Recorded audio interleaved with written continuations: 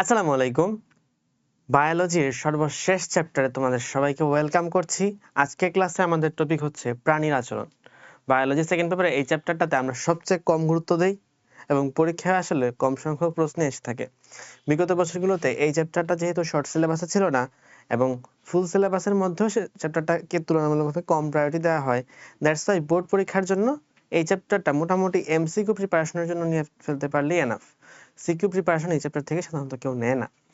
আচ্ছা দেখো, এই চ্যাপ্টারে আমরা বিভিন্ন টপিক সম্পর্কে পড়ে থাকি। তার মধ্যে আমরা যদি ফুল চ্যাপ্টারে একটা ওভারভিউ করি তাহলে দেখবা এই চ্যাপ্টারকে প্রথমত ভাগ করা যায় সহজাত আচরণ এবং শিখন আচরণ হিসাবে। সহজাত আর একটা হচ্ছে কি অর্জিত।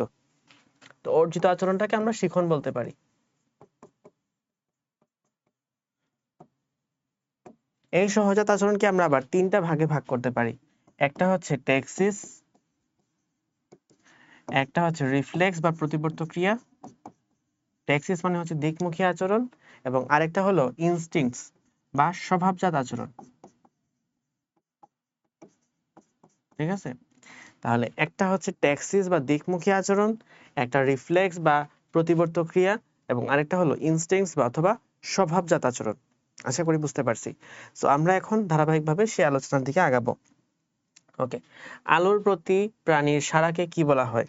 আচ্ছা দেখো, আলোর প্রতি সাড়া দিকমুখী তো অবশ্যই, যেহেতু একটা কোনো কিছুর দিকে আমি হচ্ছে এটাকে সারা রেসপন্স করতেছি। সারা মানে হচ্ছে রেসপন্স, তাহলে কোন একটা জিনিসের দিকে আমি হচ্ছে রেসপন্স করতেছি, তার মানে এটা অবশ্যই ট্যাক্সিস হবে।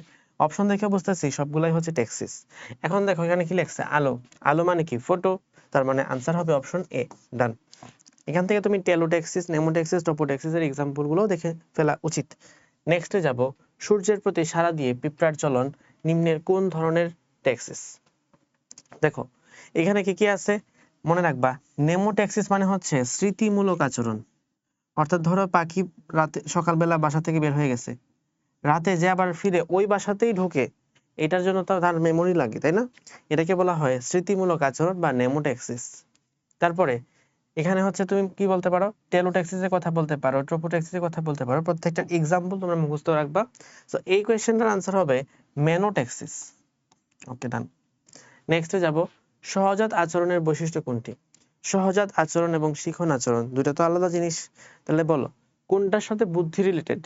তোমার কোনো কিছু শিখতে বুদ্ধি লাগে, নাকি যেটা তোমার কাছে এমনিতে টিপিক্যাল তোমার লাইফে এমনিতে গ্রো হয়েছে সেটার জন্য বুদ্ধি লাগে? সহজাত আচরণের জন্য বুদ্ধির প্রয়োজন নাই। তোমাদের বইয়ে দেখবা যে লেখা আছে সহজাত আচরণে বুদ্ধির চাপ সুস্পষ্ট। তখন তো তুমি কনফিউজ হয়ে যাবা যে এই বইয়ে তো আরেক কথা লিখলো ভাই। আসলে বইয়ের মধ্যে এই ওয়ার্ডটাতে একটু ভুল আছে। সহজাত আচরণ না লিখে ওটা লেখা উচিত ছিল স্বভাবজাত আচরণ। স্বভাবজাত আচরণ মানে হচ্ছে ইনস্টিংক্টস। ঠিক আছে, সো এটা হচ্ছে তোমার এখানে সহজাত আচরণের জন্য তুমি মিলাবা না এটা। ঠিক আছে, সহজাত আচরণের বৈশিষ্ট্যগুলো ট্যাক্সিসের আগে বইয়ের মধ্যে দেয়া আছে, ওই বৈশিষ্ট্যগুলো তুমি ম্যাচ করাবা। ওকে, এটা গেল। প্রজাতি নির্দিষ্ট নয়, না প্রজাতি নির্দিষ্ট। বংশানুক্রমে একইভাবে প্রদর্শিত, এটা থ্রু অনুশীলনী দ্বারা অর্জিত। তাহলে এটা ছাড়া বাকি তিনটাই হচ্ছে শিখন আচরণের সাথে রিলেটেড। ডান। প্রাণীদের ক্ষেত্রে অল্ট্রুইজম হলো পরার্থপরতা, সামাজিক বন্ধন, অর্জিত গুণ না। তাহলে আমাদের আনসার হবে অপশন 1-3। ডান। নেক্সট, অণুজীবের আক্রমণে ক্ষতিগ্রস্ত টিস্যুর দিকে ফেগোসাইটের গমনকে কি বলা হয়? বইয়ে সরাসরি লেখা আছে কেমোট্যাক্সিস। কেমোট্যাক্সিস কেন? রাসায়নিক উপাদান যখন কোনো একটা ক্ষতিগ্রস্ত টিস্যু যখন ক্ষতিগ্রস্ত হয় তখন তার থেকে কিছু রাসায়নিক পদার্থ সিক্রেট হয়, ওইগুলোর দিকে ফেগোসাইট গুলো মুভ করতে থাকে। দ্যাটস ওয়াই এটাকে বলা হয় কেমোট্যাক্সিস। ডান। শিশুর জন্মের সঙ্গে সঙ্গে স্তনপান কোন ধরনের আচরণ? অবভিয়াসলি এটা ফেফ। ফেফ মানে কি ইনস্টিংক্টস। ঠিক আছে, ইনস্টিংক্টস অর্থাৎ স্বভাবজাত আচরণ। এটা হচ্ছে স্বভাবজাত আচরণ। জান, মানে ফেফের ফুল মিনিংটা তোমার জানা উচিত, fixed action pattern. Fixed action pattern. ঠিক আছে, তুমি পরীক্ষার জন্য অবশ্যই অবশ্যই ফেফের পাঁচটা ক্যারেক্টারিস্টিক্স পড়বা। ফেফের 5টা কি ফিচার অবশ্যই পড়তে হবে।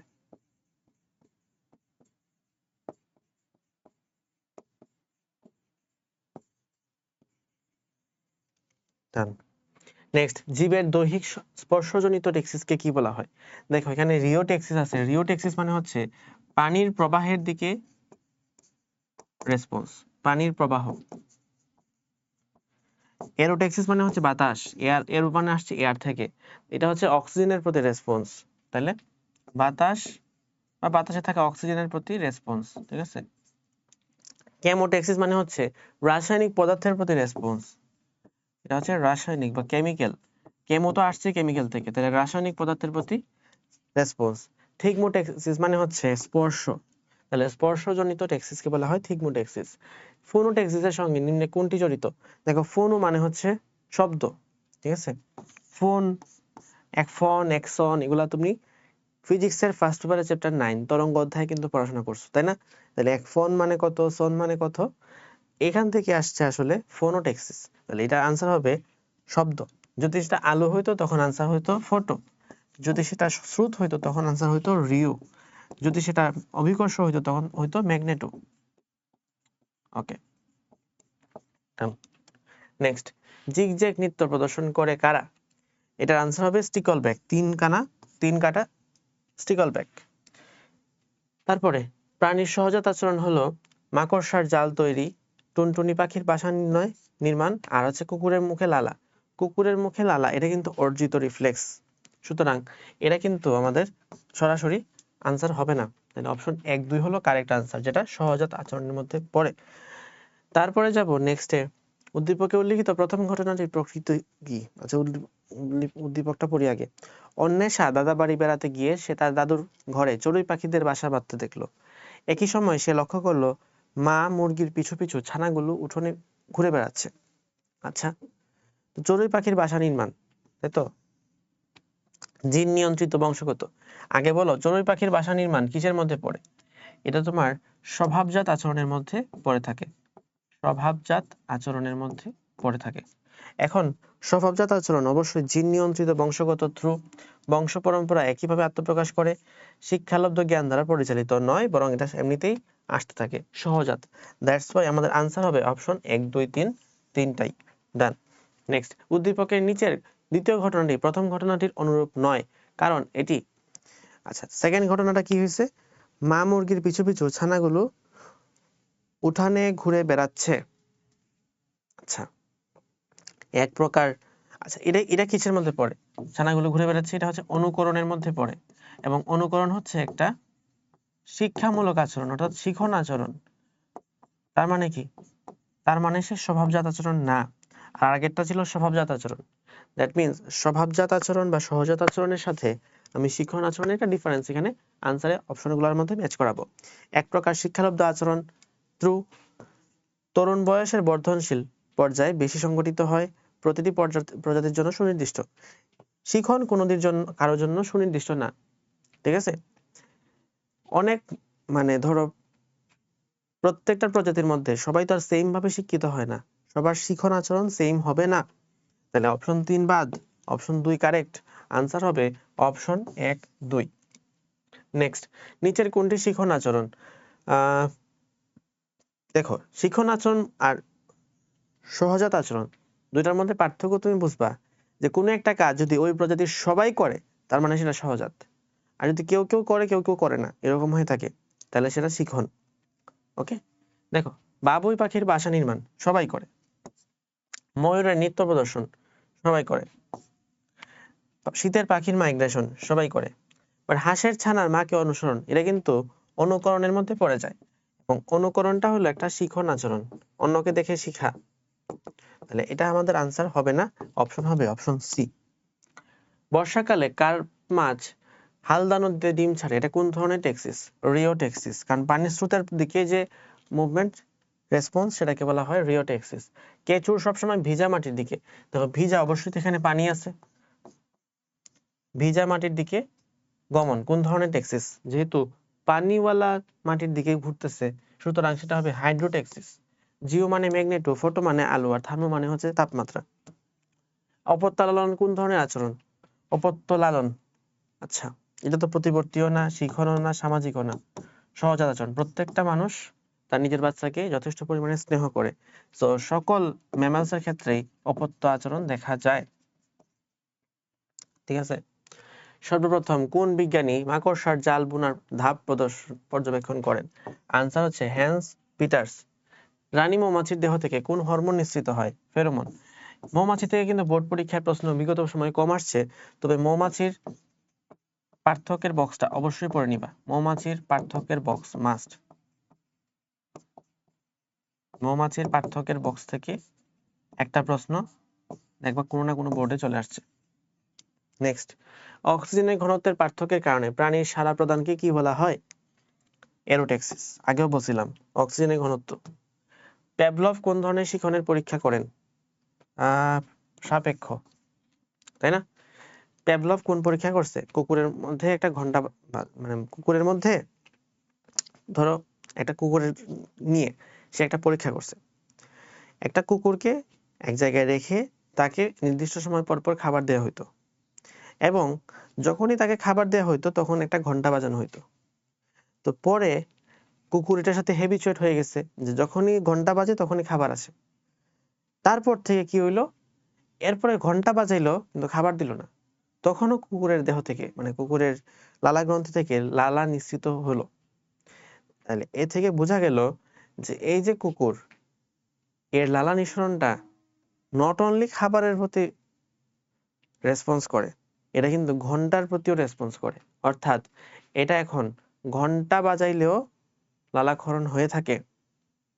সো এই যে একটা অভ্যাস হয়ে যাওয়া বা একটু হ্যাবিচুয়েট হয়ে যাওয়া, এই জিনিসটাই আসলে প্যাভলভ পরীক্ষা করে দেখাইছে যে লালাক্ষরণ সাপেক্ষভাবে হইতে পারে। মানে খাবার খাইলে তো আমার মুখে লালা নিশ্চিত হবেই, খুবই কমন সেন্স। কিন্তু খাবার যদি আমি নাও খাই, জাস্ট খাবার খাওয়ার সময় যেসব কাহিনী আমার সাথে ঘটতো, যেসব ইনসিডেন্ট আমার সাথে ঘটতো, যেসব ইভেন্ট আমার সাথে ঘটতো, সেগুলো যদি ঘটে তাও কিন্তু আমার মুখ থেকে লালা নিশ্চিত হতে পারে। তো এই জিনিসটা দেখাইছে কে? প্যাভলভ। Okay fine. উদ্দীপকের আলোকে বি প্রাণীটির আচরণ কোন ধরনের কোন ধরনের? আচ্ছা, বি কি? বি প্রাণীটির আচরণ, ও আচ্ছা, এটা হচ্ছে মাকড়সার একটা জাল। আর মাকড়সার জাল কি? একটা সহজাত বা স্বভাবজাত আচরণ। ফাইন। নেক্সটে যাব। উদ্দীপকের এ চিহ্নিত অংশের বৈশিষ্ট্য। স্ক্লেরোপ্রোটিন তৈরি স্টিলের চেয়ে 5 গুণ শক্ত না। স্টিলের চেয়ে 5 গুণ শক্ত না। আচ্ছা, ইস্পাতের চেয়ে শক্ত। আর স্পিনারেটের মাধ্যমে সৃষ্টি হয়। এটা ট্রু। কয়টা স্পিনারেট থাকে? 14টা স্পিনারেট থাকে। আর 3 জোড়া স্পিনারেট থেকে সুতা তৈরি হয়। ফাইন। আনসার হচ্ছে 1, 3। ডান। শব্দের প্রতি সাড়া দান কোন ধরনের? অলরেডি পড়ছো, ফোনোট্যাক্সিস। ডান। মাকড়সার সেল গ্রন্থি থেকে নিশ্চিত হয় কোনটা? স্ক্লেরোপ্রোটিন। ডান। নেক্সট, মৌচাকে মৌমাছির আচরণ কি ধরনের আচরণ? সামাজিক আচরণ।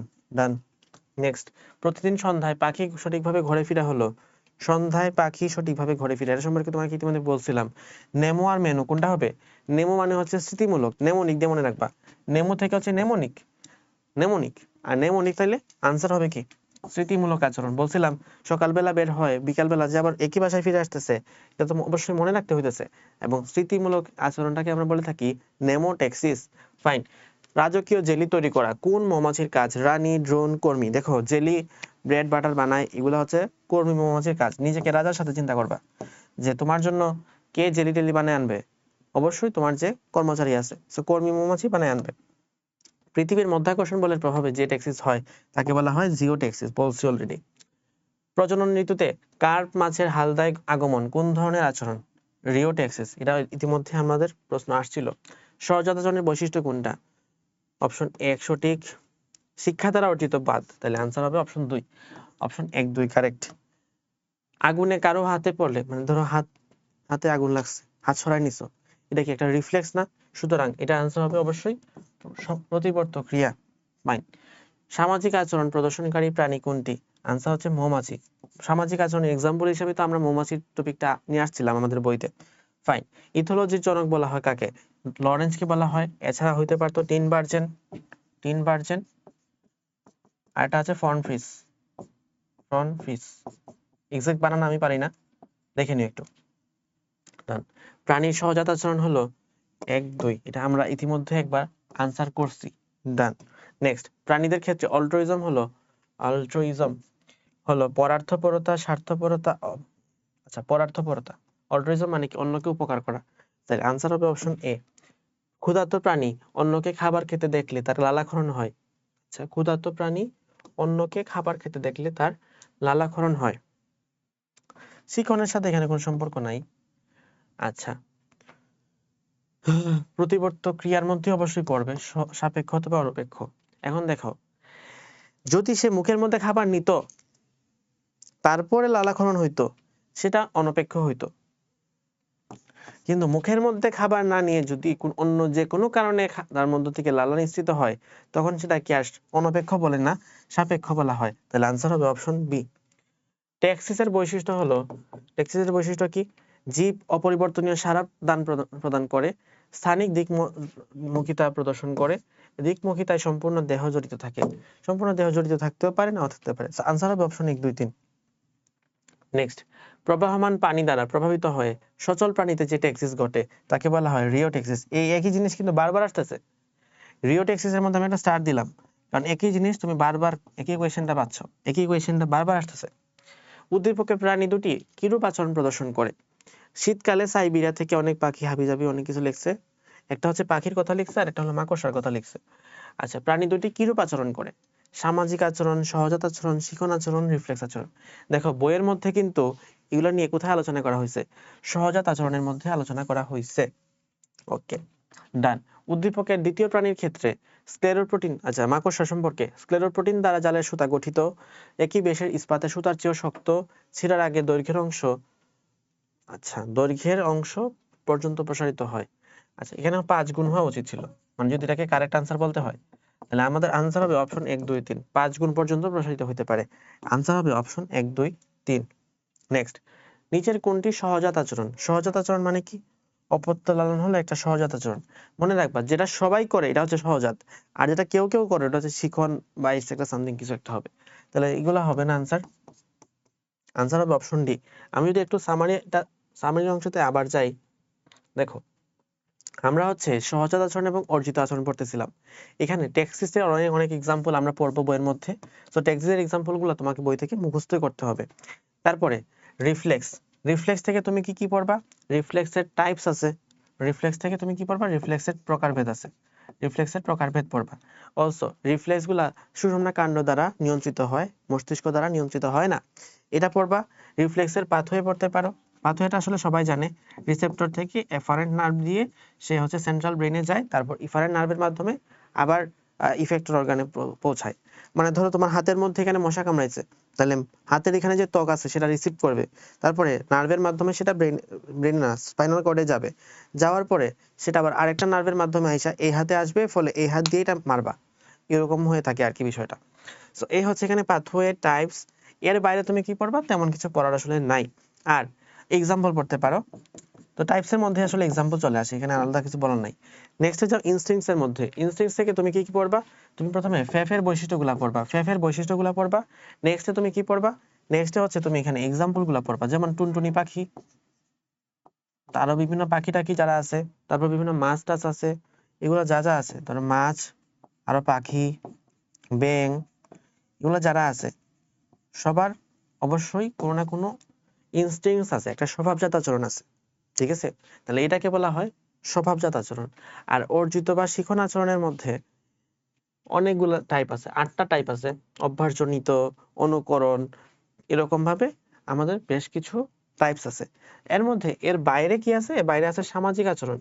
সামাজিক আচরণ এর এক্সাম্পল গুলো পড়তে হবে।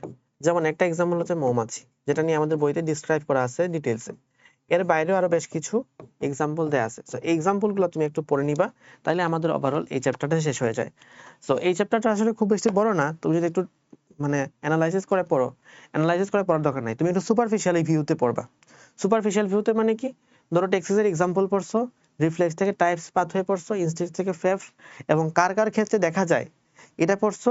আর অর্জিত শিখন এর মধ্যে যে টাইপস গুলো আছে, টাইপস গুলোর নাম, এক্সাম্পল, সামাজিক আচরণ কার কার মধ্যে দেখা যায়, এটা মৌমাছির ছক, মৌমাছির ছক। আর মোস্ট ইম্পর্টেন্ট সেটা হচ্ছে সহজাত আচরণের সাথে শিখন আচরণের পার্থক্য। ঠিক আছে, এছাড়াও যেটা আসতে পারে প্রতিবর্তী ক্রিয়ার সাথে